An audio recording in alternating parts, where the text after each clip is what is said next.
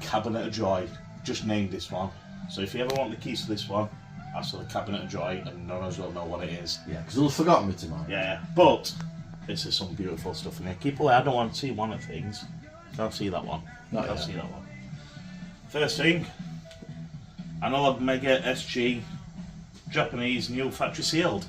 Ta-da! Yeah. So if you're a big fan of Mega Drive, you want to play your games on a modern telly, especially a 4K telly, that one supports HDMI, and it has all regions on it. A bit fancier. Yeah. So the box really doesn't look as impressive as what the thing inside does. Go on, Matthew, keep talking. Jim's trying his best. He's got full gymnoscopic 3D going on here. This is why we pay for professional photography. So, yeah, nice piece. This one's a bit of a difficult one, so I hate saying this, but this is sealed. So now everybody's going to say, well, it's not sealed. Well, it didn't come sealed. So it's a bit of a hard one. Yeah. So it came to us as like never been used. It's new, The gentleman who finished it, I know him quite well. Yeah. He bought it, displayed it, never used it. So it's a bit of a weird one because Nintendo just stopped sealing a lot of stuff because probably got tight. Yeah. Might have cost that extra £0.50 for seal. Yeah. But yeah, nice SNES Mini. You're not going to find it in better condition. That rip is on our bag, it's not on the actual console. So we pull that just to keep dust and light off it and that. But yeah, beautiful piece. Amazing for modding, aren't they? Yeah, absolutely. We still quite a lot of them closer to Christmas, which, you know, just save. But then, if you want one unboxed, 70 quid. There you go, that's what it looks like out of box. Look Just as cute and tidy. Look at that. Wow. It's like Tony Hawk's. Go 360. Oof. Mad skills. But yeah, that's what I like unboxed. A lot cheaper as well. So if you're wanting a cheap one to play on, perfect. Yeah. And also, maybe, no yellowing. Yeah. If you wanted one to keep on display for your collection, and then one to mod so you can put all the extra games on it, you've got both options. Oh, there you go. My good friend Rob painted this for me. So this isn't for sale, but look at how cool that is. Got Primal Paints. Paid advertisement, not really. He painted it and said, James, do you want this? But how cool is that Nemesis? So we get a lot of gifts just to display around the store. So that's proudly on display up here. It was going to go near the Resident Evil cabinet, but we didn't have the room at the time. So it will go there soon, because I've noticed there and I didn't put it there. It will be going over there by end of day today. Yeah. But yeah, thank you for that, Rob. This one here is the Panasonic 3DR FZ-1 unboxed with official controller PAL. That's what that is. There you go, one of my favourite machines, these. Just proper ugly but beautiful. Do you know, you said that. I really like how that looks. That's what I mean, it's really ugly but beautiful. I was thinking more Art Deco. Do you know what it's style in here? Absolutely, yeah. But yeah. Like the columns on it. Even thingy. But yeah, beautiful machine. Yeah, this. The brass accents and stuff like that. Plays a million times better than a PS1 and should have destroyed the PS1, but it didn't. Yeah. Just couldn't get the developers, Also, the price of it, mate. Yeah, price of this compared to PS1 back in the day. I think it was like $600, $700 at the time, which, when you adjust for inflation, you could have got a car for money. So one of the worst things about this is a two-player. You have to daisy chain them together. Yeah. So it's not share a pad, but it is share a pad because you plug your pad into there, and then your pad plugs into my pad. So if your mate was playing Player 1 on Street Fighter, you can unplug it halfway through and screw you on. 100%, that's what I'd have done. 100%. Fat dummy out of the Yeah. So, oh, my pad's not working. Sorry about that, mate. Yeah. But yeah, beautiful machine. Beautiful. So it's not often we get PAL ones of that as well. No. Most of the models tend to be Japanese. Well, the region free anyway. Top. Yeah. They tend to be flip top, not that one. Did we open that one up and get a service? Yes. So I haven't put service on it. We'll have opened it up anyway, but I don't know if we did if it didn't need a full cap or all like that. We wanted. I did do one. I don't know if it's because I don't remember us selling one. Yeah. So it probably has been, but we'll double check that. Put them back on there. Let's go and damage it, and then just put that there. This is an unusual fit. Well, both of these are. If you want to come down here, Dana. I'm getting a bit lazy now. I've filmed 2 videos. I'm feeling. I'm going for a 10 to 10 cowboy time. I'm going for a nap.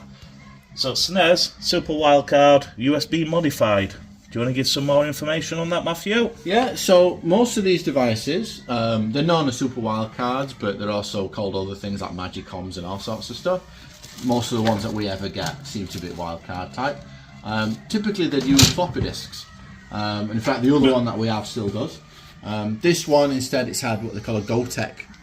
It's a floppy disk drive emulator, so rather than having to put floppy disks in, you'd put a USB stick in with one game in and play it that way. So basically it's for copying games, yeah? Yeah, well that's what it would have been. It was sold as a development kit because you can connect it to a PC and use some of the software to make your own games. But most people did just use it for piracy. So for a lot of kids, which were like me and you, could afford brand new games every week, this is the type of stuff we had in there. Yeah. Well, I had a chip PS1 that's a bit before my time. Yeah, I'm going to say I had chip PS1 as well. Yeah. Direct cable, 10 for a quid. That'd be market. That's it. But yeah, tap off when cops went past. Yeah. we were all there. Proper Del Boy, yeah. But yeah, I think that kids these days, I don't think even they do any copied games, do they? They want to even What a good point, they just get free stuff, don't they? They get Roblox or yeah. whatever, yeah. And then that's the Japanese version of that.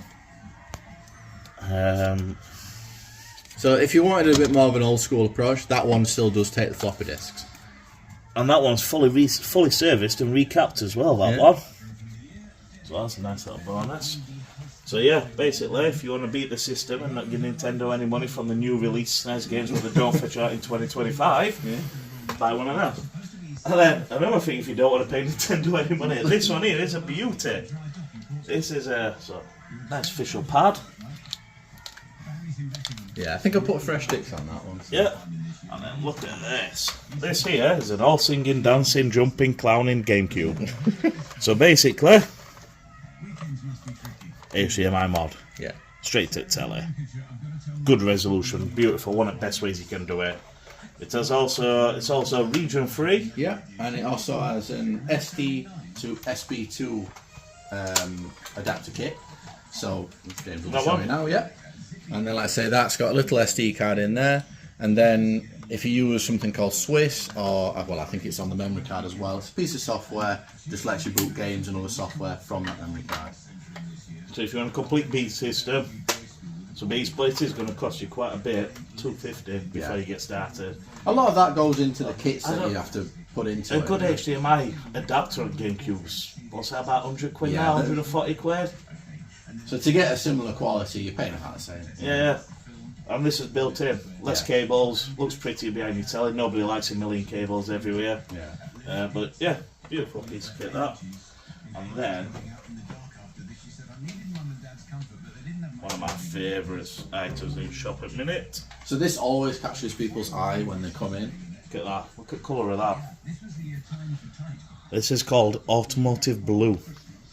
So there are 600 blue ones. So it's 666 for each region. So this is the PAL region one, which is rare as hell to get all less of ours were distributed of that number. So although they did make 666, for whatever reason, not as many of them were handed out as the American ones were. Also, different colours tend to be rarer as well. You're yellow more likely one, to you see. Red one, I've seen one of them, two of them. But only picture, I've never seen a red one in person. And this is the first time I've actually ever seen a blue one with matching blue stand, which on its own is stupidly expensive. But yeah, look at that. You're wanting a pure crown piece. That is a proper show-off piece, that one. Yeah, Automotive Blue PS2. Yeah. So it's quite literally a PS2. Did you get it? Competitions? Yeah, it was. Yeah, maybe a competition. Yeah. What were Quick Fit? Why they call it Automotive Blue? Do you know why? So they went around to all of the major European car manufacturers at the time. So like Ferrari, Lamborghini. Because we all can afford Ferraris and Lamborghinis, mate. Yeah. I think. What about Skoda or Renault? Okay. You're alright. Yeah, we're alright. What about Skoda, Renault, Citroën? Any of that? So we're more premium manufacturers. Oh, right. Yeah. So premium manufacturers. Yeah. Although, funnily enough, is it Blue Ford? I think it is, isn't it? Yeah, SP isn't it? So that's Ford GT Blue. SP. Is it RS? Something like that. One of my favourite cars. Is it SP? Get Google out again. Here we go again. Third video, third time Google. Yeah. So it's pretty much a PS2 console dipped in that manufacturer's paint. And then, like I said, that's how they get the colour. It's literally what they would have put in the cars. Yeah. Because people have asked us before, of like, why has it got So normally on a PS2 it's quite sharp edges and corners. Well, if you look at the colour contrast difference between that blue, another rare console to find. Yeah. Get the two different colours. Yeah. But so also, because their paint is that thick, it gives it a more of a rounded edge, whereas this is still quite sharp because that's more of like what do you got, powder coating? Yeah. Beautiful. No good filming me googling, mate. Shall we have a look at some other bits? Not really in shop, is it? Get Google. This place got to get distracted easy every time. Google, big man, come on. What else can we look at? Nice Ghostbusters firehouse there. Look at that, baby. 99% complete. Well, 97. Tango is slime. So, 95. One of the most valuable bits is the slime, but rest of the house is there.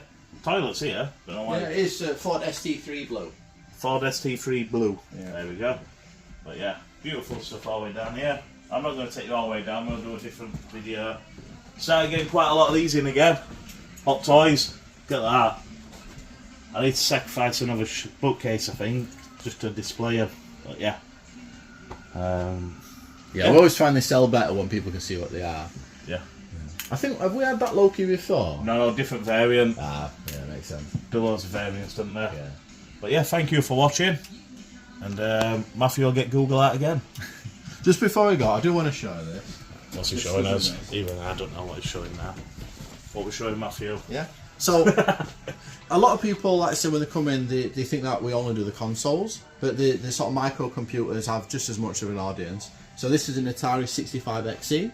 So it's the one just before the final Atari 8-bit line that they did. So I know it's not in like most ideal condition, but it's just the first time that we've ever had one in the store. And they're just a really cool little machine. So I just thought I'd show that off as well. Yeah. Yeah, no, it's up to you, matey. All good. So what else? What about that big liner in? But we'll do a Yeah, we'll do a closing sound noise now. Let's start singing. Yeah. Then I'll stop it. Right. Go on then. Right, thank you for watching.